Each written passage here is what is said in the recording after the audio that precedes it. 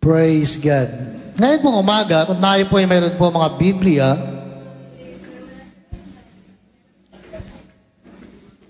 buksan po natin sa Book of Deuteronomy. Hallelujah.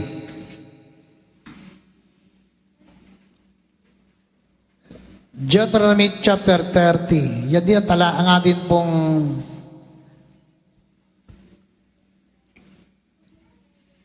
talata na atin pong nabanggit nung nakaraang linggo.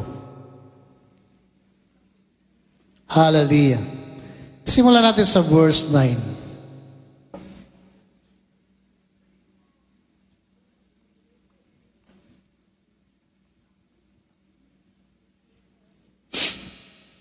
Hallelujah. Yan.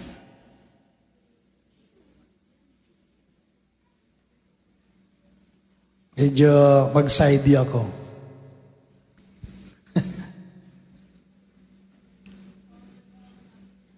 Ano po sabi dyan? The Lord your God will then make you successful in everything you do. He will give you many children. Tama na kami sa 3. Nandiyan pa kayo? Nabibigyan daw kayo ni Yahweh ng Diyos ng maraming mga anak. Yung mga bata-bata pa na mag-asawa, para sa inyo to.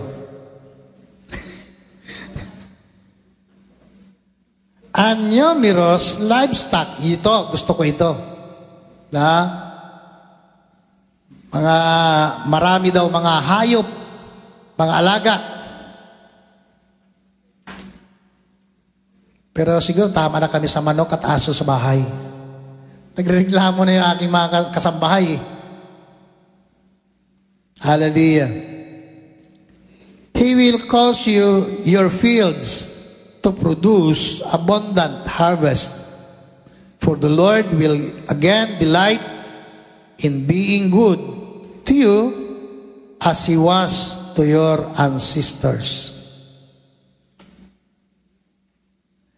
The Lord your God will delight in you if you obey His voice and keep the commands and decrees written in the book of instruction.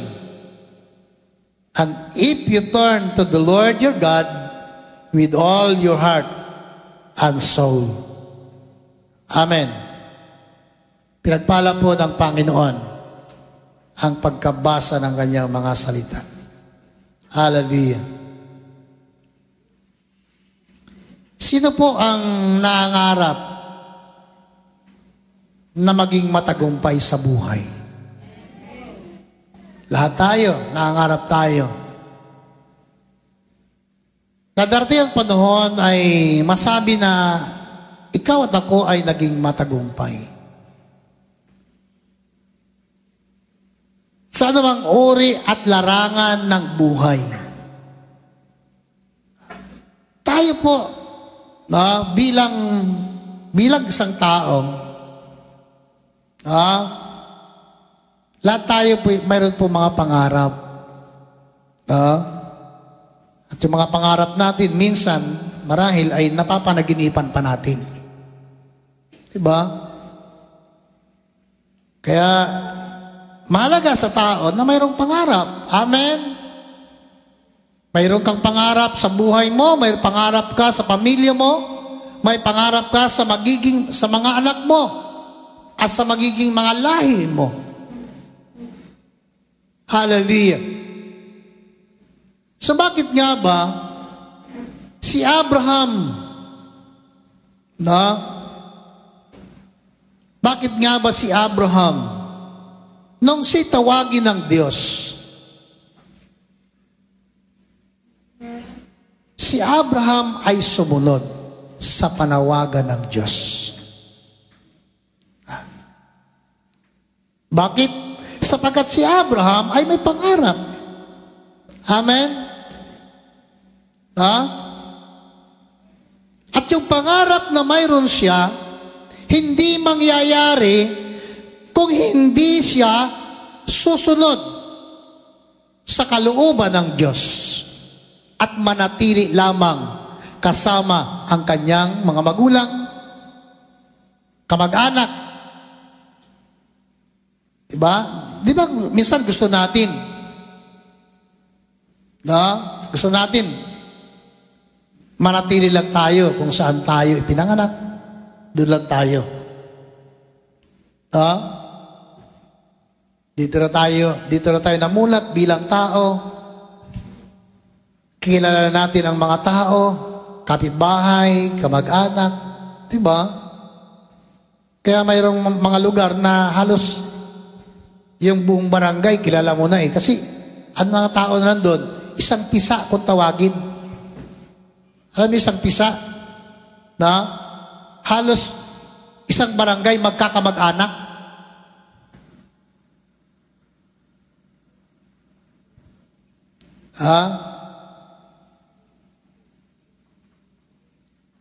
Halos isang barangay magkakamag-anak, magkakakilala. Diba? O hindi man isang barangay, yung kalahati ng populasyon ng barangay magkakamag-anak. Hallelujah. So, siyempre, kay Abraham, komportable na siya. Kung saan siya nandun. Pero, tinawag siya ng Diyos. At sinabi ng ating Panginoon, pumunta ka. Hallelujah.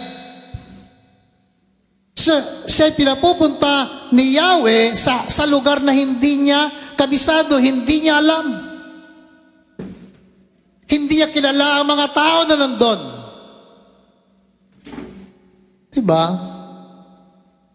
Kaya sabi ni Lord sa kanya, iwan mo ang iyong ama at ina na mga kamag-anak at pumunta ka sa lugar na sasabihin ko sa iyo.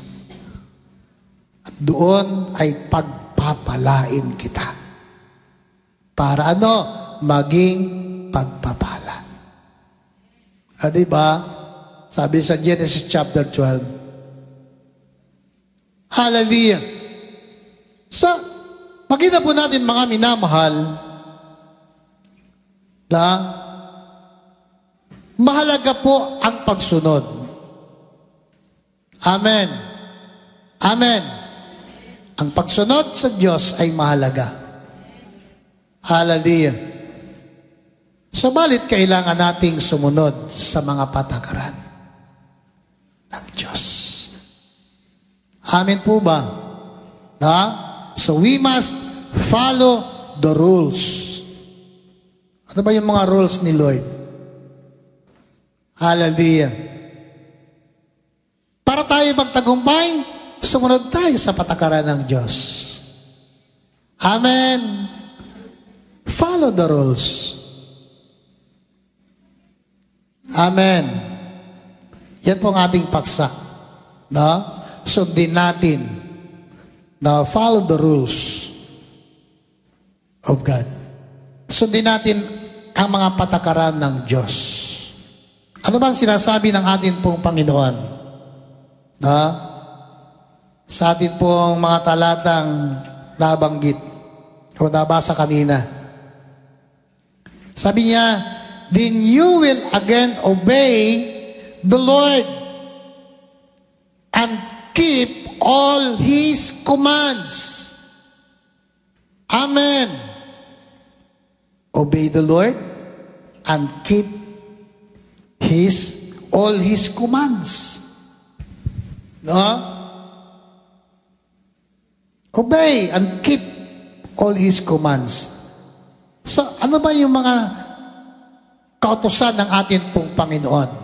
Siyempre, lahat ng kautusan o commands ng ating Panginoon ay nakatala sa banal na kasulatan. Amin po ba? Hallelujah. Ano po? Ang unang bagay, kung atin pong titingnan si Joshua, Joshua chapter 1 verse, ano po?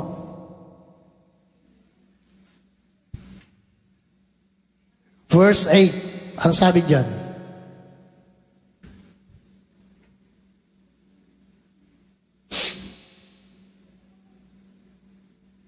Ay, walang Joshua pala yung, ayan.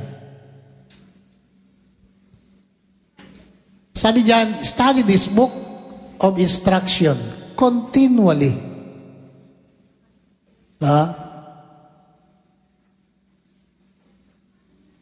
Study this book. Sa ibang version ay, do not forget. Ang sabi doon?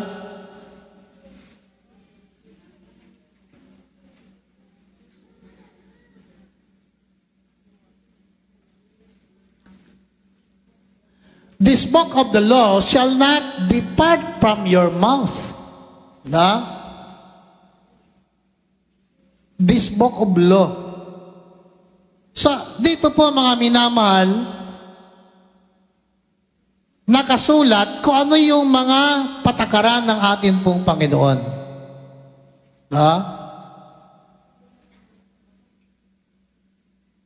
Nandito po yung mga kautusan ng Diyos. Yung kanyang mga batas at patakaran na gustong sundin o ipasunod sa mga taong nagtitiwala sa Kanya. Diba? Hindi madali para kay Joshua na mag-take over ng isang posisyon bakit? Kasi nga si Moses na kinikilala niya na isang leader na ginamit ng atin pong Panginoon sa mga dakila at kahanga-hangang mga bagay. At ito'y nakita ni Joshua. Nakita ng kanyang dalawang mata kung paano ginamit ng Diyos si Moses para pangunahan ang bayang Israel. Hallelujah. Ngayon, nung dumating ang panahon na si Moses ay kinuha ni Yahweh. Hallelujah. Diba?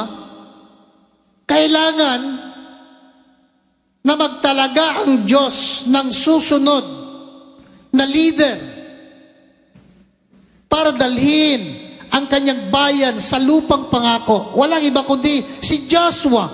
Kaya nga ay ang encouragement ni Yahweh sa kanya, be strong and be of good courage. Amen. Magpakalakas ka at magpakatapang sapagkat ikaw ang mangunguna, ikaw ang magdadala sa aking bayan patungo sa promised land.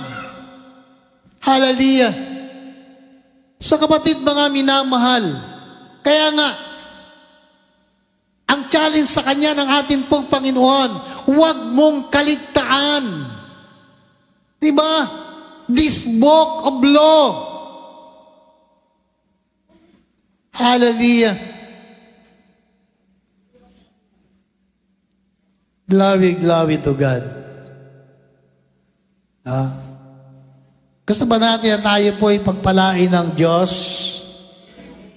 Umpisa pa lang ng bagong taon. Hallelujah.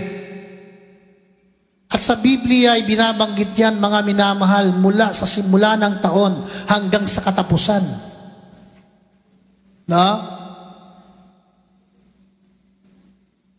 Ang biyaya at pagpapala ng atin pong Panginoon kung susundin natin ang kanyang utos.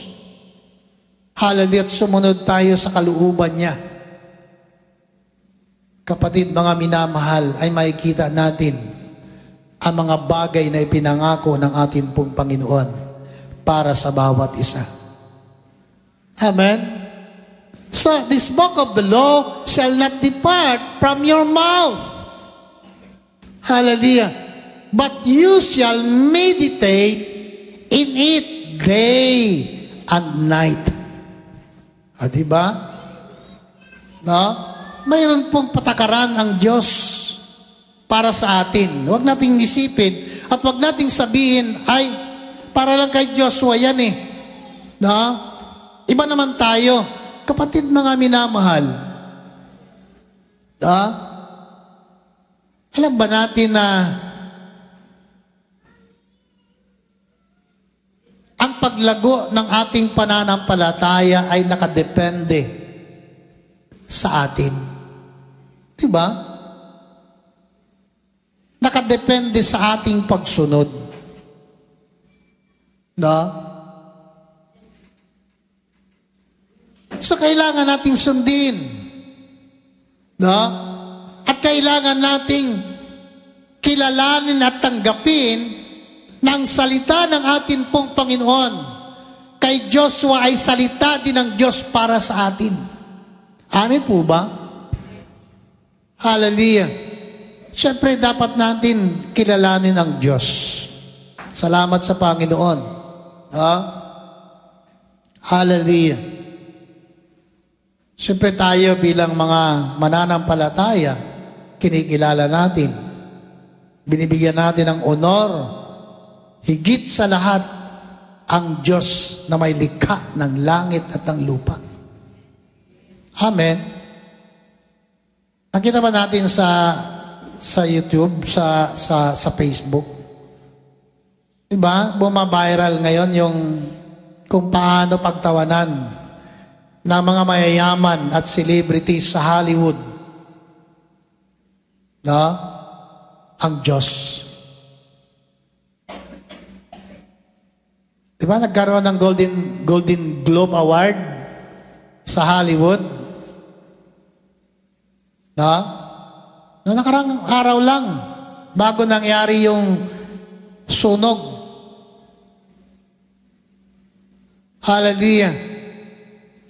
Parang nagkaroon ng butuhan. No? At sabi ng host doon, sino yung host doon, te? Hindi nyo kilala? Binabanggit ng isang vlogger. Sabi nung host, pangatlo, ang Diyos pangatlo eh. May pang-apat pa. Yung pang-apat na lumabas doon ay 1 ang buto. At pagdating sa Diyos, 0. Nagtawanan ngayon yung mga tao. At nandun mga tao, mga celebrities sa Hollywood, mga mayayaman, pinagtawanan nila ang Diyos.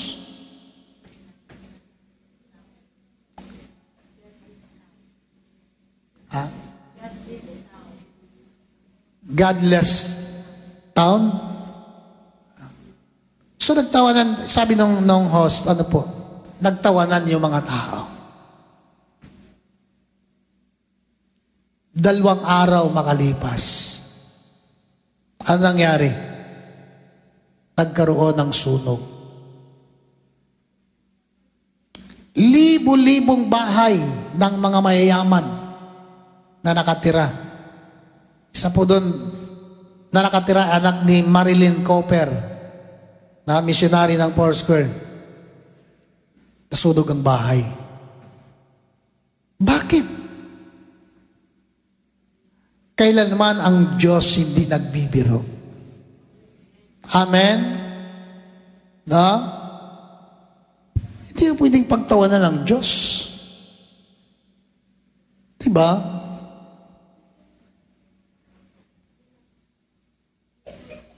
Si John Lennon nga, sinabi niya, masikat pa sa kay Jesus eh. Diba binaril siya?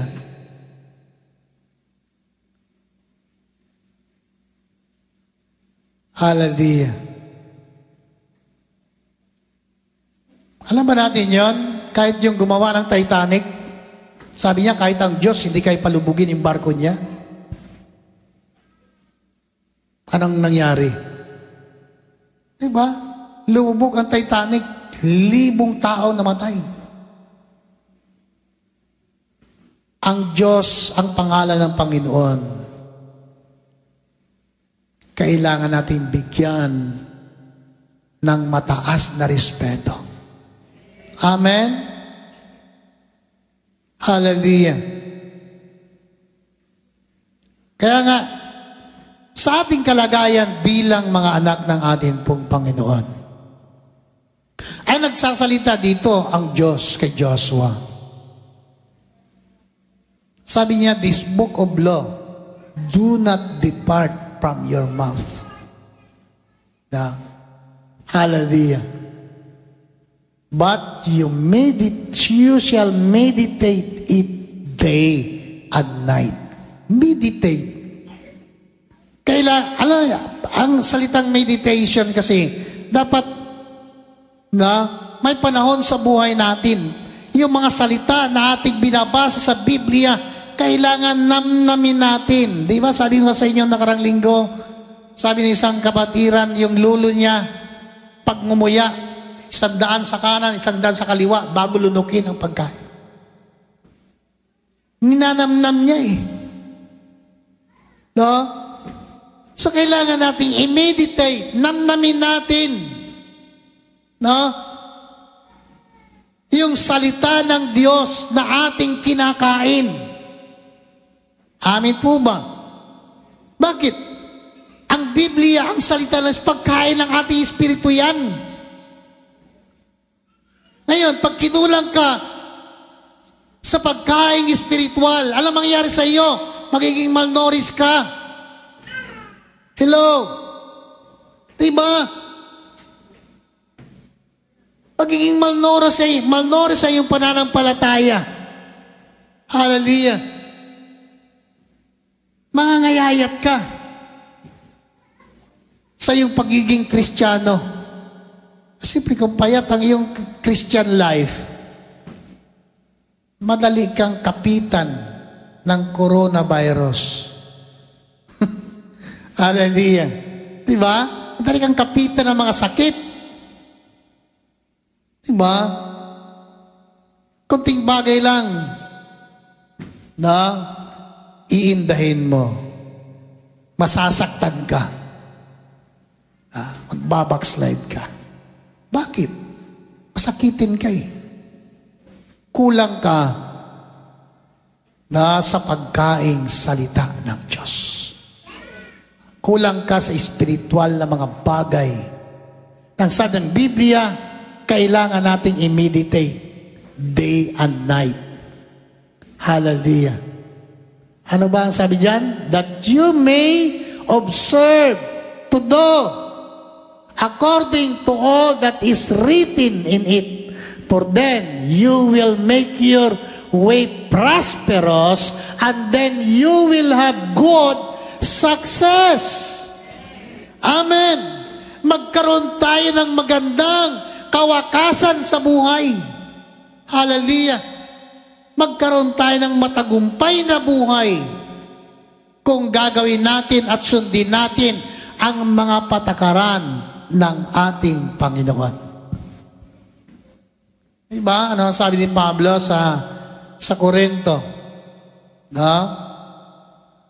Ang isang manlalaro na hindi sumusunod sa mga alituntunin, hindi magtatagumpay. Amen? Diba? So tayo po ay kailangang sumunod sa mga alituntunin. Hallelujah.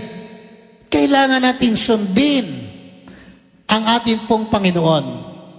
Hallelujah. Una't higit sa lahat sa ating pong buhay. Diba? Sabi diyan sa ating pong talata kanina, then you will again obey the Lord and keep all His commands that I am giving you today.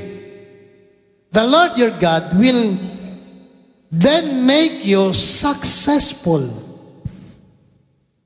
Sana nga, ano po? Pagdating ng panahon, makita natin na ang ating mga anak ay mayroong matagumpay na buhay. Amin po ba? Kasi yung mga bata nangangarap yan eh. Diba? Hallelujah. po tayo doon. Amen. Pero habang nandito pa lamang tayo, kailangan nating magpatuloy. Kailangan natin, mga minamahal, na gawin at sundin ang kalooban ng ating pong Panginoon. Bakit? Yung kinabukasan ng ating pamilya, nakahanda na yan eh.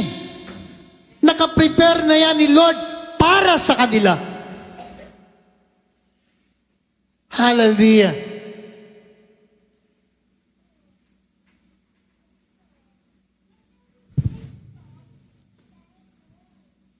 At yan ay naisulat na, mga minamahal. Na? Diba?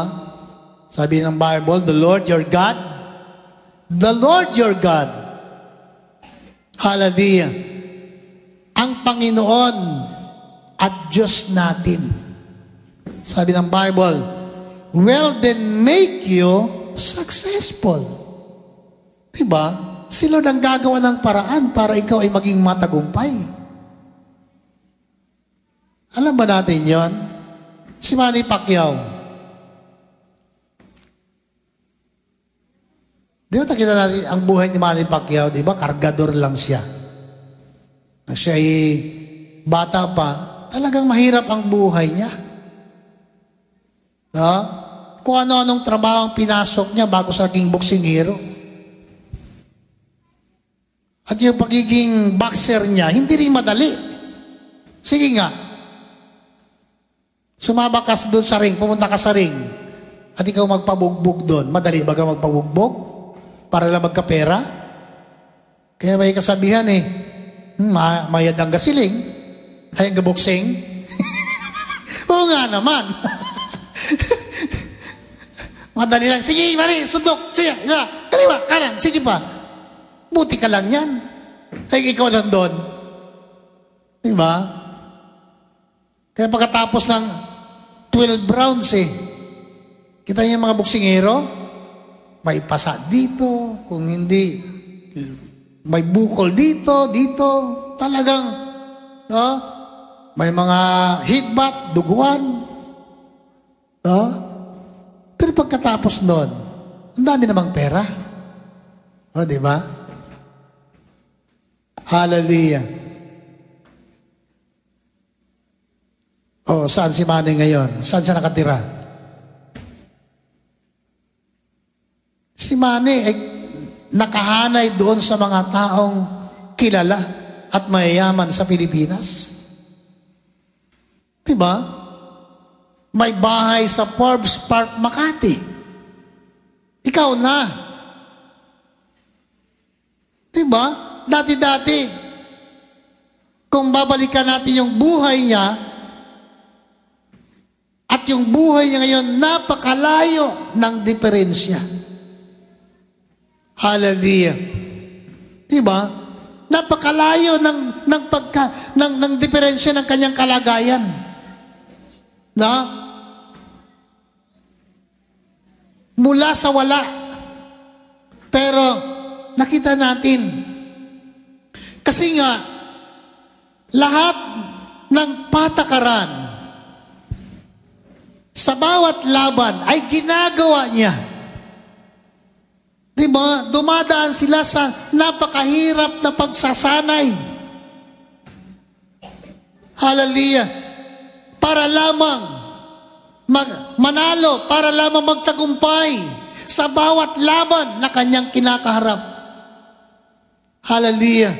Pero higit sa lahat, mga minamahal, ang pinakamaganda na tagumpay na nakamtan ni Manny, hindi ang tagumpay sa pagbubuksing, kundi ang makilala niya si Kristo bilang Panginoon ng kanyang buhay.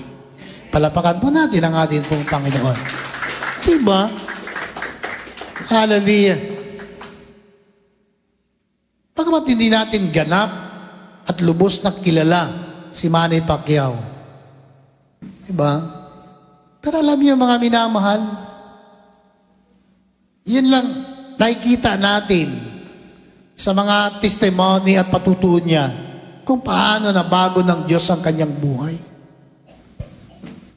Kaya nga, bago naman nangyari at dumating sa ganong kalagayan, estado ng buhay, hindi madali ang mga pinagdaanan niya.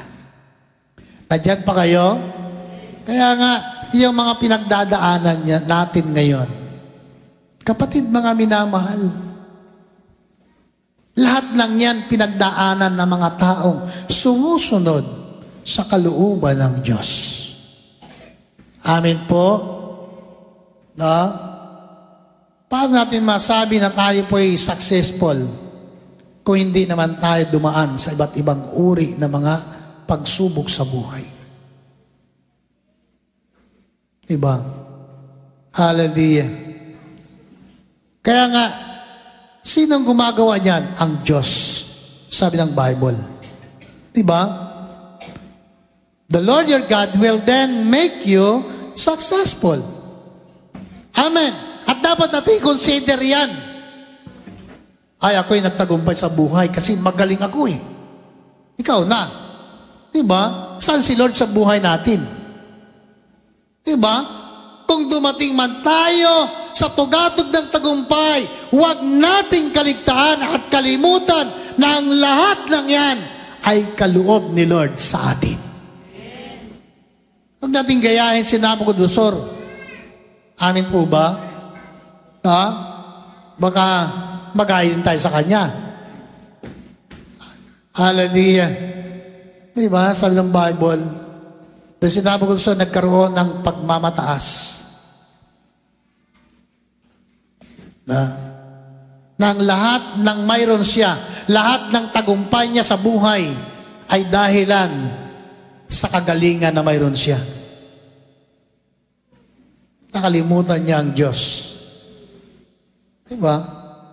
Kaya ginawa ni Yahweh sa kanya, inalis sa pagiging hari. Nandun siya sa parang kasama ang mga baka. Nanginain siya ng mga damo kasama ng mga baka. Humaba ang kanyang kuko katulad ng kuko ng agila.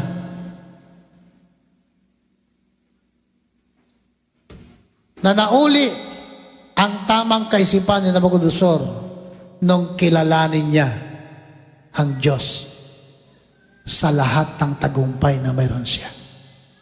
Amen? Kaya nga, huwag nating kalimutan ang Panginoon. Hallelujah. We must follow the rules na mayroon siya na nakasulat sa Biblia, sa salita ng ating pong Panginoon, sapagat ito yung bagay na nais ipakita ng ating pong Panginoon, pamantayan ng Diyos na dapat gawin at sundin ng mga taong sumusunod sa kanyang kalooban. Amen po. Hallelujah. Ha? Kaya nga, ano po ang sabi ng Bible? Para po sa bawat sa puso sa atin. Ano pa ang sabi dito? Sa verse 9. And make you successful in everything you do. He will give you many children. No? He will give you many children.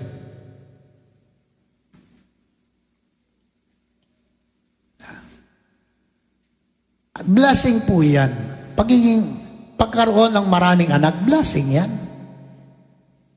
Amen? Huwag naman na pagka nag-anim na yung anak mo, yung pang-anim ay sabihin mo, hindi na sa'yo kalooban ni Lord to ah. Parang pahirap na sa amin to ah. Ang mga bata, blessing ni Lord yan. Amen? Kailangan mo lang na maalagaan ng wasto ayon sa kalooban ng ating pong Panginoon. Mahirap nga lang pag marami kang anak. Diba? Mahirap pag marami kang anak, pero pag lumaki yan na mga anak na matino, karangalan mo yan pagdating ng panahon. Amen po ba? May mga pamilyang ganyan. No? May mga pamilya, 10 anak, lahat naka-graduate ng kolehiyo. Hindi mo karangalan na magulang yan. Hallelujah. Ay kung marami kang anak, ang kalahati ay matino, ang kalahati hindi.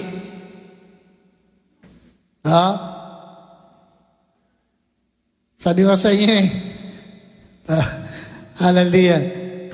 Sa lahi nila pastora, tatay nila, sa lahi ni tatay, 16 sila magkapatid.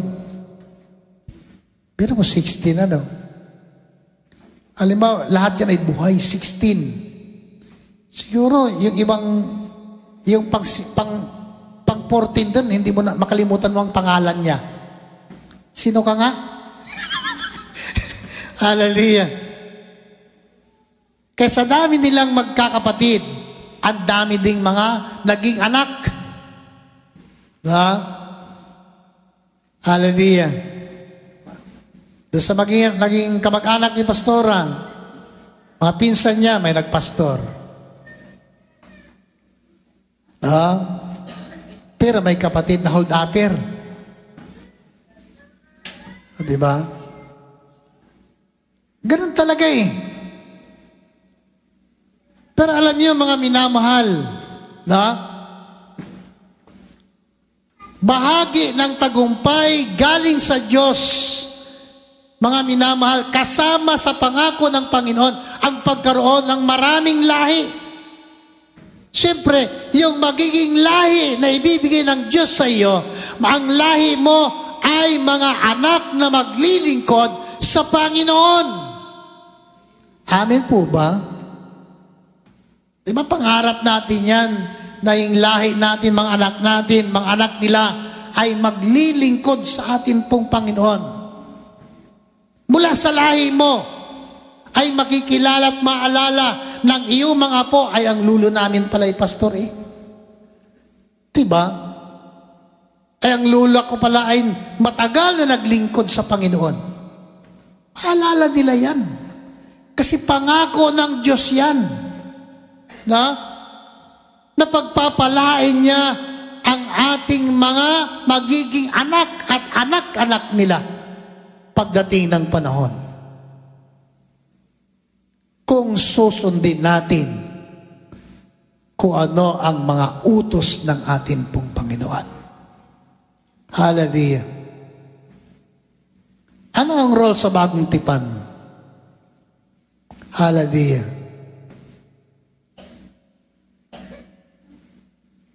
Na binabanggit ng Biblia para sa atin. Sa Matthew chapter 6 verse 33, sabi doon, "Seek ye first His kingdom, His righteousness, and all these things shall be added unto us." Amen? Kailangan natin unahin ang Diyos.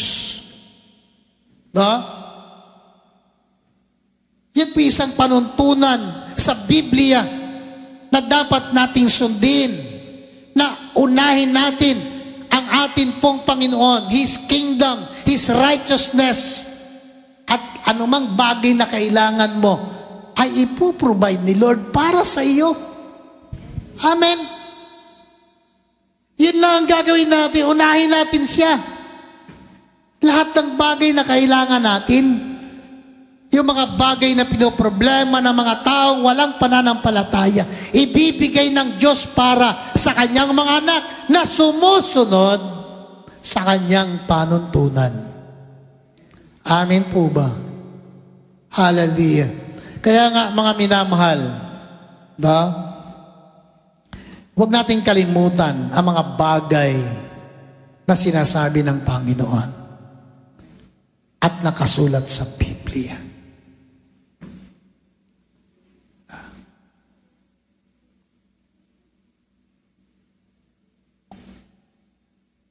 Ito, bagong taon. Ano po? Ako'y naniniwala na lahat tayo ay nag-expect ng mga bagay mula sa Diyos. Amen? Diba? Ang taong ito ay maranasan natin na yung hindi pa Kumbaga, hindi pa natin naranasan nung mga nakalipas na panahon. Amen. Gusto ba natin yon? Lord, gusto ko namang sumagana. Amen po ba? Siyempre, sawa na tayo sa hirap eh. Di pa kayo nagsawa sa kahirapan? Hallelujah. Mangarap tayo, Lord, masaganang buhay. Diba? Pangako ng Bible yan, na parito ang atin pong Panginoon, na ang magnanakaw na parito para magnakaw, pumatay at magwasak, sumira. Subalit na parito ang ating Panginoon para tayo bigyan ng buhay na ganap at kasiya-siya. Sinong gusto ng buhay na kasiya-siya? Taas ng kamay. Yung talaga masiyahan ka. Hallelujah. Amen. Yung buhay na, Lord, talagang ito yung buhay na gusto ko. Kasiya-siya. Diba? Pangarap natin yan. No? Na sa buhay natin, maranasan natin kung ano ang sinabi at pangako ng ating pong Panginoon. Totoo naman eh. Naparito si Kristo para tayo bigyan ng buhay na maayos. Bigyan ng buhay na ganap. Hallelujah. Na? Yung plano ng Panginoon eh. Amen. At tandaan natin, ang lahat ng mga bagay at mabuting plano ni Lord, kahit sino pa, hindi yan mahadlangan ni Satanas. Amen po ba? Hallelujah. Hindi yan kayang hadlangan ni Satanas. Kasi, kasama yan sa plano ng Diyos para sa iyo at para sa akin. Diba?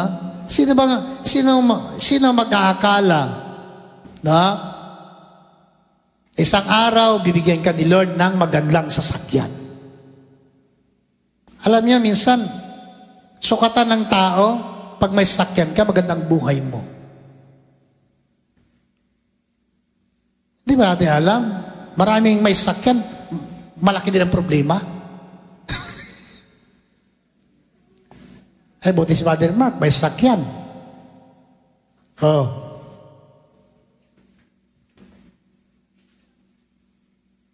Diba? Wala problema si Father Mark. Kasi di naman siya magparehistro nun eh. Magkano parehistro niyan? Mahal din. No?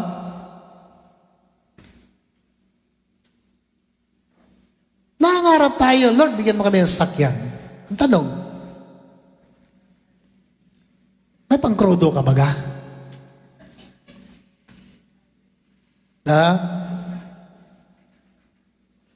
Wala ka na mga parkingan.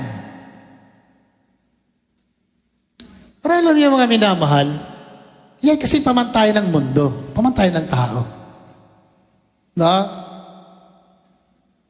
Pag magandang bahay mo, marami kang pera. Yan ang sukatan lang lagi ng mundo eh. Hindi naman tayo nagkikipag-competition sa mga tao sa mundo. Pero pag dinuod ng Diyos ng mga anak niya ay pinagpala niya, kapatid, mga minamahal, ipapakita ni Lord yan. Sabi nga ng Bible, ipaparada ka ng Diyos sa parada ng tagumpay. Alam niyo yon? Ilalagay ka ng Diyos sa parada. Kasi nga, ang pinaparangalan mo ang Diyos eh. Amen. Kaya ipaparada ng Diyos. Ilalagay ng Diyos sa parada ng tagumpay. Sabi sa Biblia. At lahat ng mga bagay na yan, kayang ibigay ni Lord yan. Unahin mo lang siya. Yun yung i-priority natin sa buhay, si Lord. Amen. Amen. Si Lord i-priority natin. Hallelujah. Lahat ng mga bagay na kailangan natin, ang buhay na ganap at kasya-siya, ibibigay ni Lord yan. Alam ng Panginoon yan eh. Hallelujah.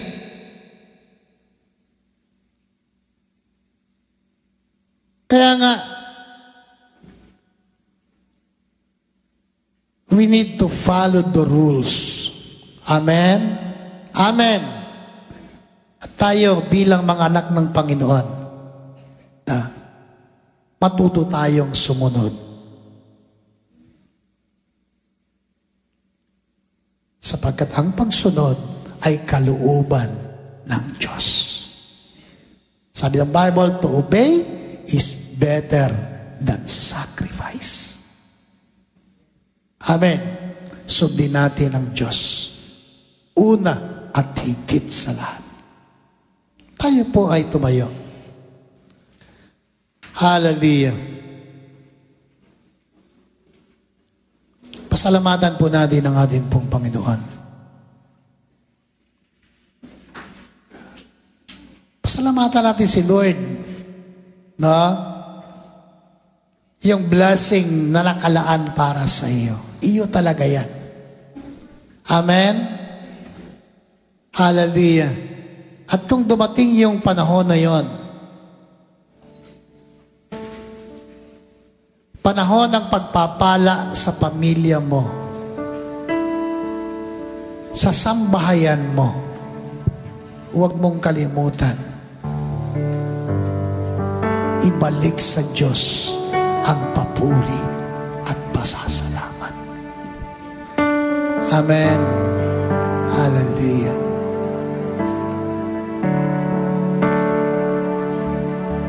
Mayroon bang mahirap sa Panginoon? Diba? Walang bagay na hindi kayang gawin ni Lord. Basta tayo'y marunong sumunod sa kanyang kalooban. Amen. Hallelujah. Pag sumunod ka, kung ano ang sinasabi ng Diyos, kung ano ang sinasabi ng Biblia, kalooban ng Diyos yan. Hallelujah. Ang pagpapalang kailangan natin, alam ni Lord yan. Amen. Alam ni Lord, kailangan natin. Pero kailangan natin lumakad at gumawa na may pananampalataya sa Diyos. Hallelujah.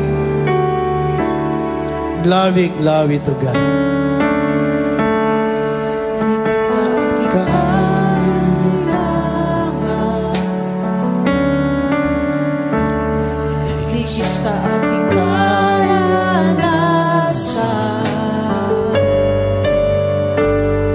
Higit sa aking isipin, ang kaya mong gawin.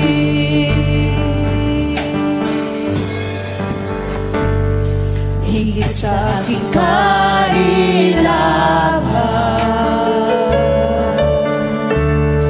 minsan ay hindi nagkulang.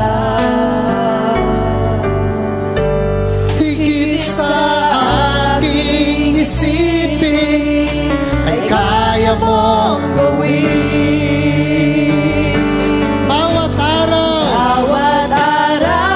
mo ay hawak mo.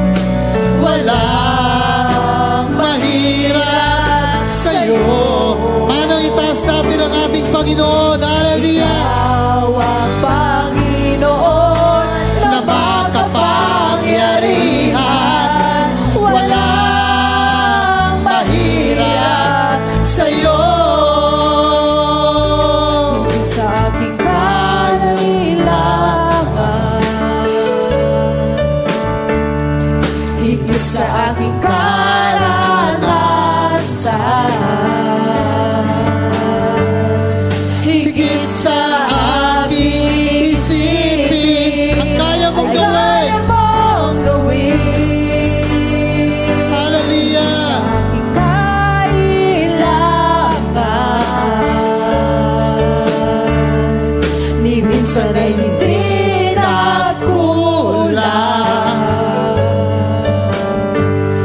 Higit sa aking isipin ay kaya mong gawin. O bawat araw, Bawat araw ko ay hawak mo. yes, Jesus, Di mangangapa sa piling mo. Oh, walang mahirap. walang mahirap sa'yo. Oh, yes, Jesus, Walang mahirap sa'yo. Ikaw ang Panginoon ang Panginoon na makapangyarihan. Walang mahirap sa'yo. Oh, walang imposible. Walang Yes, Jesus. imposible sa'yo. Oh, Walang imposible sa'yo. Ikaw ang Panginoon na makapangyarihan. Walang imposible. Minsan pa, walang imposible. Walang imposible sa'yo. Yes, Lord. Walang imposible sa'yo. Ikaw ang Panginoon na makapangyarihan. Walang imposible. Walang imposible. Walang imposible sa Diyos. Hallelujah! Yes, Jesus. Hallelujah. Glory, glory to God. Hallelujah. Yes, Lord. Glory, glory to God. Hallelujah. Glory, glory to Jesus. Yes, Lord. Ngayong umaga, Panginoon, kita mo ang kalagayan ng iyong mga anak. Naririnig mo, Panginoon, ang kanilang mga panalangin. Napapakinggan mo ang bawat daing ng bawat isa. Hallelujah. Lord, anuman ang kanilang mga pinapangarap, mga bagay na mabuti at nakikita mo para sa kanila.